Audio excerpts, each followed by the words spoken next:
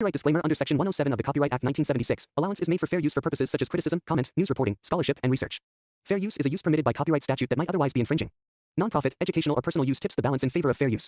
বহু বছর আগের কথা, এক গ্রামে বাস করত এক ছোট্ট হাসি খুশি পরিবার, সুনায়া ও রাহুল দম্পতি। তাদের বিয়ের কয়েক বছর কেটে যায়, কিন্তু তাদের কোনো সন্তান হয়নি। তাই তো তাদের মনে ভীষণ কষ্ট লেগেই থাকতো। আর এক বছর পর সুনায়ার কোল আলো করে জন্ম নেয় এক ফুটফুটে কন্যা সন্তান। তার নাম দেয়া হয় লিসা। কিন্তু মেয়ের জন্মের পর তাদের পরিবারে নেমে এলো এক কালো ছায়া। তার কারণ হলো লিসার জন্মের পরপরই সুনায়া মারা যায়, রাহুল একা হয়ে যায়। তাই হঠাৎ একদিন রাহুল বলে, এইভাবে আর কতদিন চলবে?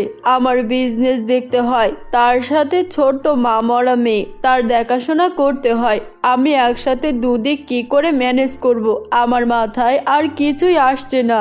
তখন লিসা সবে হাঁটতে শিখেছে। তার ছোট্ট ছোট্ট পা দিয়ে সারা ঘর একা একাই ঘুরে বেড়ায়। এগুলো দেখে রাহুলের ভীষণ কষ্ট লাগে। তাই সে বলে, না, আমার মেয়ের জন্য হলেও আমাকে একটা ব্যবস্থা গ্রহণ করতেই হবে, নইলে আমার মেয়েটা বড় হওয়ার আগেই ঝরে যাবে। এইগুলো বলার পর রাহুল সিদ্ধান্ত নেয় সে আবার বিয়ে করবে। তাই তার অফিসের কলিগ সিমলাকে তার দুঃখের কথা জানায় এবং বিয়ের প্রস্তাব দেয়। সব শুনে সিমলা তাকে বলে, আমি তোমার প্রস্তাবে রাজি আছি।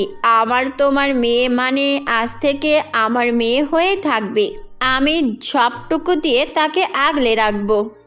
রাহুল তখন সিমলার কথা শুনে ভীষণ খুশি হয়ে যায় আর বলে, তুমি আমার অনেক বড় উপকার করলে, আর আমি জানি তুমি আমার মেয়েকে ভালো করেই দেখে শুনে আদর যত্ন করেই মানুষ করবে। আমি নিশ্চিন্ত হলাম। তারপর তারা দুজন সিদ্ধান্ত নেয় কালকেই বিয়ে করবে। তাই পরের দিন কাজী অফিসে গিয়ে তারা বিয়ে করে নেয়। রাহুল সিমলাকে তার বাড়িতে নিয়ে আসে।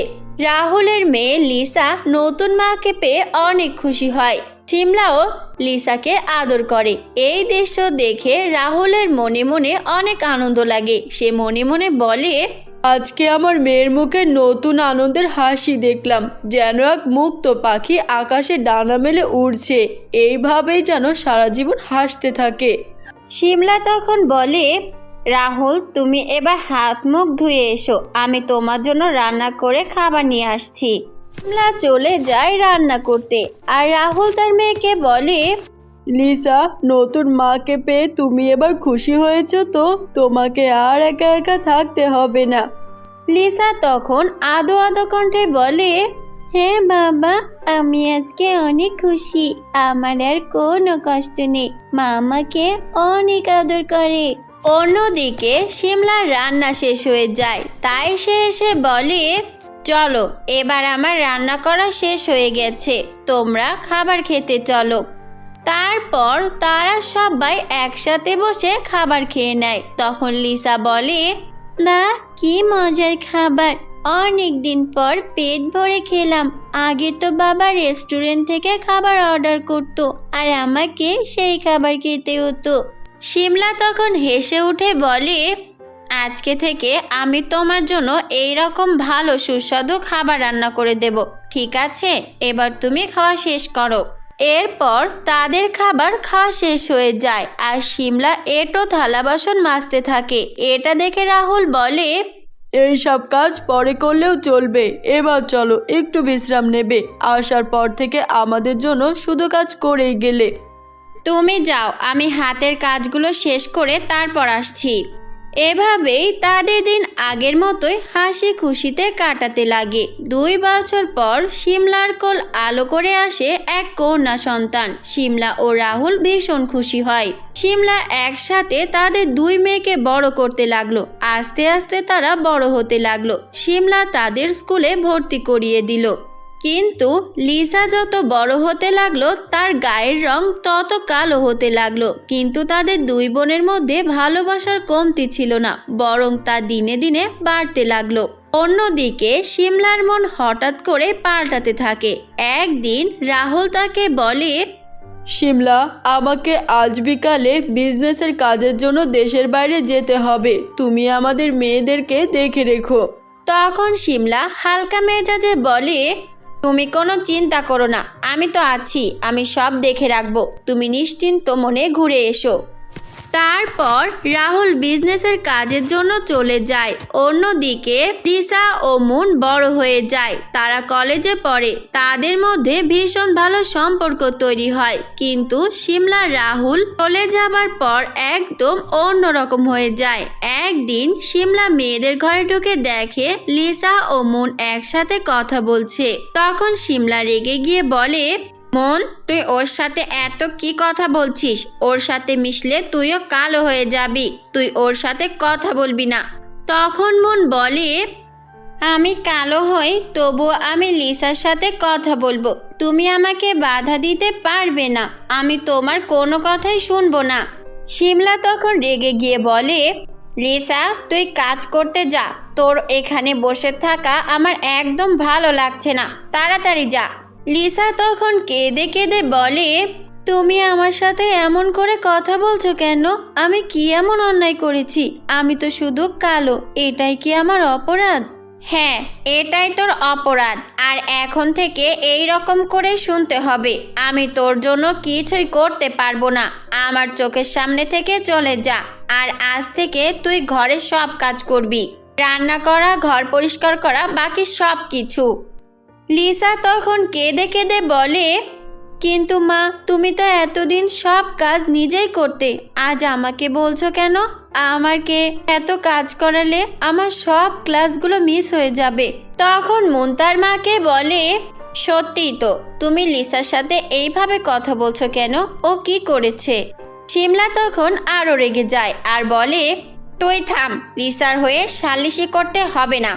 এই কথা বলে শিমলা রেগে মেগে চলে যায় আর লিসা মন খারাপ করে বসে থাকে। মুন লিসাকে সান্ত্বনা দিয়ে তখন বলে, লিসা, তুই কান্না করিস না, মনে হয় মায়ের আজকে মুডটা খারাপ হয়ে আছে, তাই এসব কথা বলছে, কাল দেখবি আবার আগের মতো হয়ে গেছে। লিসা তখন কষ্ট পেয়ে বলে, তাই যেন হয়।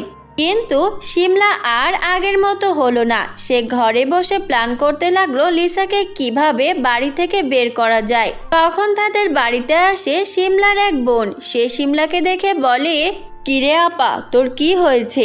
তোকে ভীষণ চিন্তিত লাগছে, কোনো সমস্যা হয়েছে নাকি? আমাকে বলতে পারিস, আমি যদি কোনোভাবে তোকে সাহায্য করতে পারি।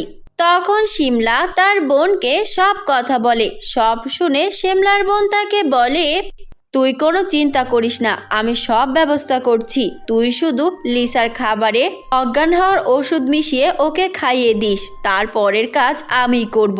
ঠিক আছে, আমি তাই করব। একে অনেক বছর সহ্য করেছি, আর পারবো না। এখন রাহুল বাড়িতে নেই, এই সুযোগ হাতছাড়া করা যাবে না।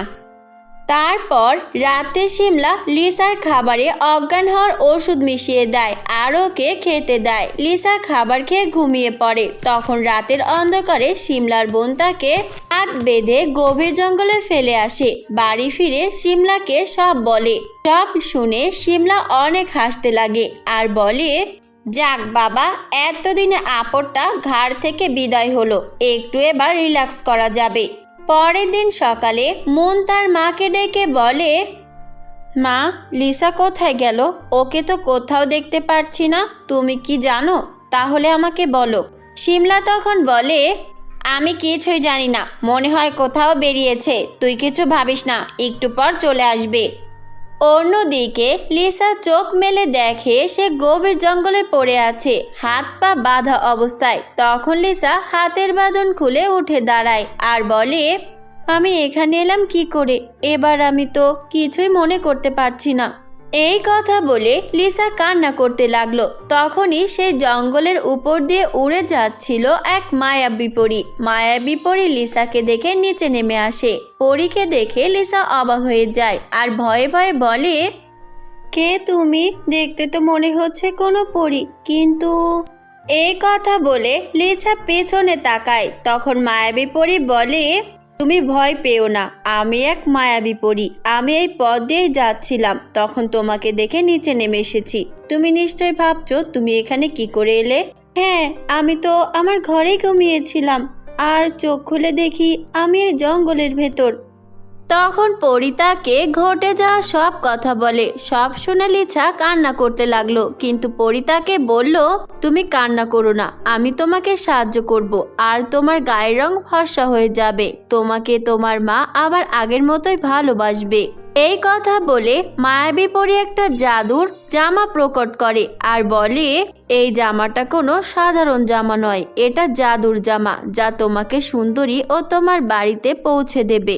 লিসা তখন খুশি হয়ে বলে, সত্যি বলছো মায়াবী পরি? আমি সুন্দরী ও আমার বাড়িতে ফিরতে পারবো? তুমি আমার জন্য এত কিছু করলে, তার জন্য আমি তোমার কাছে কৃতজ্ঞ।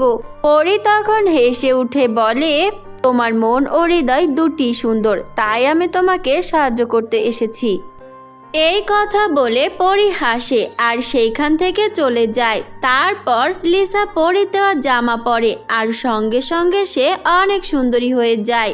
সে বাড়িতে ফিরে আসে, তাকে দেখে মন তখন বলে, কিরে, তুই আমাকে ছেড়ে কোথায় চলে গিয়েছিলি? আমার কথা একটুও কি মনে পড়লো না? আর তোকে দেখে এখন অনেক সুন্দর লাগছে। তারপর লিসা মনকে সব কথা বলে আর তাদের কথা শুনে শিমলা আসে আর শিমলা লিসাকে দেখে অবাক হয়ে যায়। তার বোনকে ডেকে বলে, তুই না বলেছিলি লিসা মারা গেছে আর কোনোদিনও এ বাড়িতে ফিরবে না, তাহলে এখন লিসা কোথা থেকে এলো? শিমলার বোন তখন ভয় পেয়ে যায় আর বলে, আপা, আমি তো লিসাকে গভীর জঙ্গলে ছেড়ে এসেছিলাম, কিন্তু এ কি হয়ে গেল আমি জানি না। শিমলা তখন অনেক রেগে যায় আর বলে, তোকে দিয়ে কোনো কাজ হবে না, যা করার আমার একাই করতে হবে। এই কথা বলে শিমলা তখন লিসাকে আবার বাড়ি থেকে বের করতে চাইছিল, কিন্তু লিসাকে ধরতেই হঠাৎ তার শরীরে আগুন লেগে যায় আর শিমলা পুড়ে মারা যায়। বোনের এই পরিণতি দেখে শিমলার বোন পালিয়ে যায়। তারপর থেকে তারা দুই বোন একসাথে মিলেমিশে সুখে শান্তিতে থাকতে শুরু করে।